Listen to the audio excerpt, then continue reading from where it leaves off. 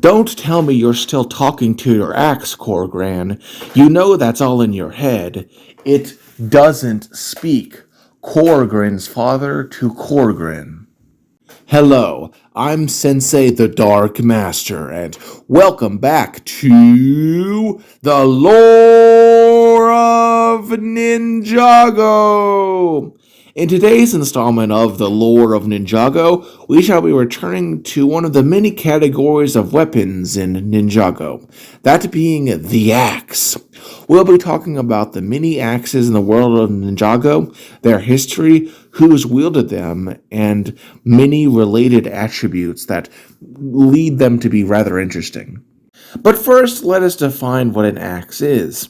An axe is defined as being a cutting tool that consists of a heavy edged head fixed to a handle with the edge parallel to said handle, and it is used for cutting and splitting objects. They can either be one-headed or two-headed and can be made out of various materials like stone, obsidian, or metal. In the context of Ninjago, perhaps the most famous of all the axes is Korgren's axe. This very large axe is notable for its usage by the barbarian Korgren during the events of Season 13, Master of the Mountain, and, well, crystallized. It had a blue crystal in the center which glows occasionally. It also seems to have this mythical ability to talk, though it's unconfirmed if this is an instance of the axe talking slash having a mind of its own, or if it's a delusion only in Korgren's head. Regardless, it seemed a lot of use during the events where the Upli used it to fight against the undead horde. After that, we see a major category of axes referred to as bone axes, which are used primarily by the Skulkin army. There are a total of 5 types recorded in Ninjago. First, there is the bronze bone axe, distinguished by a bronze-colored head with a big bone for a handle. It is believed to be a basic weapon wielded by new skeleton warriors, passed on to them by proud quote-unquote parents for their young before they can upgrade to the next type of bone axe, which we shall discuss next. The silver bone axe is a staple of the Skulkin army and is given to them once they mature into proper warriors and, well, earn their rank. It was also, strangely, seen being used by the Fangpire soldier Fang Shui. It is a perfectly utilitarian weapon. The same cannot be said for the next weapon, which is the golden bone axe, mainly used by the Skulkin soldier of Boneseye. Its bone handle is a great deal longer than those of the previous axes, and it is made, true to its name, entirely out of gold.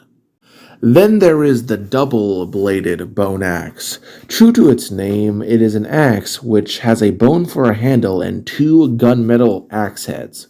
This weapon was utilized by the Skulkin, especially the Lightning General Knuckle, but wouldn't be seen in the sets until the Tournament of Elements, where it was wielded by Crate and Izor.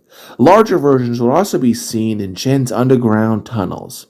A replica would then be utilized by Samukai when he was resurrected by the evil Master Yang, and it was turned into a departed blade, which, if you don't know, departed blades have the ability to basically trade places with the living person if they cut them down. Then there is the final type of bone axe, called a golden double-bladed bone axe. It's essentially the same as the previous axe, yet in gold! Then there is the trusty axe, which is described as being a simple, inexpensive weapon, good for ninja who have begun training. Despite being mostly a ninja weapon, a silver variant was wielded by Lasha, a Venomari scout who presumably stole it. The golden axe is another variant of this weapon. Despite being allegedly meant to stop the forces of evil, it is primarily seen being used by the Serpentine, so they assumingly stole it from someone else. Then there is the Constricti double-headed axe. This axe bears two heads and uses a dark brown spear as a handle. True to its name, it is most widely used by the Constricti, especially by their general, Scalador, who used his great strength for devastating blows utilizing this weapon. Then there is the weapon simply called the double-headed axe, sometimes included in the staff category by some. For this video, I consider it an axe given its design and name, as we see that it has a pair of purple large blades connected to a brown handle. There are two variants. One bears a silver head wielded by Bitar, the Constricti warrior, while the other is wielded by the young Lloyd Garmadon, and it has a golden head. Both variants are almost identical. Then there is the double-sided axe, which was wielded by Lizaru, who was a Venomari warrior, and true to its name has two blades. One is far larger and jagged, while the other is frankly fairly normal looking. Then we have some hatchets. Now, hatchets are defined as a single-handed subcategory of axes which have a hammerhead on the back.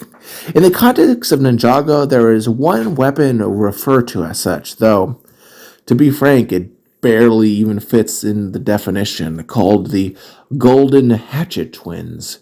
It is a golden double-headed axe, which, we've seen those before, but this one's unique as it has heads on both ends of a golden handle, kind of like a Darth Maul axe. It is wielded primarily by the Skulkin Earth General Cruncha, but is described as having a will of its own, and there's apparently a great level of difficulty in controlling these weapons, and it's considered highly dangerous as such. Very similar is Mesmo's Golden Hypnofang, which is similar but has additional white spikes on the end and can hypnotize enemies with a whizzing noise produced when it's spun rapidly around. True to its name, it's primarily wielded by the Hypnobrai soldier Mesmo, but it was also seemingly wielded by Cole, who had a variant which has light gray spikes as opposed to those that are pure white. Zane's Ice Spike, despite its name, is another axe that is silver and bears a light blue crystal at the opposite side of the blade, which gives the weapon its name. The weapon is constructed not as you would expect of silver or ice, but rather a rare, unbreakable material similar to diamonds that is very hard to craft, but causes it to be a very effective weapon, though it is very expensive. Grimfax also wielded a large ice axe, which was actually made out of ice, unlike the previous one we discussed. Pickaxes are yet another subcategory of axe, identified by the distinctive T-shaped head used to break and mine through earth, as well as some minor agricultural usages. Ninjago has seen three of these types of weapons. First, there is the Grim Pickaxe, which is a fairly standard pickaxe used by Crazy and Mesmo. Apparently, the race called Snowy Dwarves made them popular. This is the only time dwarves are even mentioned in the entirety of Ninjago, so it's kind of up in the air exactly what's going on. The Golden Pickaxe is a variant prized by the Skulkin, like a Bonsai, for its prowess in battle and monetary value due to being, made out of gold. The final pickaxe, and frankly last weapon we shall be discussing in this Ninjago lore video, is the Venomous Pickaxe, or as it's also called, a Spitus Toxic Toothpick.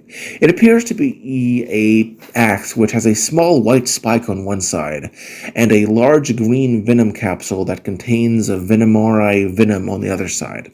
This venom causes the victim to be disoriented and even sort of just hallucinate their greatest fear when struck by it. True to its name, it is seen wielded by Spitta, though presumably other Venomori could also wield it, hypothetically speaking. Overall, axes in Ninjago and other settings have the advantage of being able to hit a great deal harder than a sword, but maintain a cutting edge, unlike a hammer, which sacrifices that. The only disadvantage is that their weight can leave it unwieldy to some in certain situations. Also, much like all melee weapons, it has a weakness to ranged attacks by either guns or bows. So, in conclusion, what lessons can we learn from the mini axes of Ninjago? Well, we learned the moral advice that in order to succeed in life, one should prepare themselves with the right tools for the job, and that we cannot let ourselves not be prepared in case of emergencies. Anyway, I'm Sensei the Dark Master, and consider subscribing if you like this video, and have a wonderful day!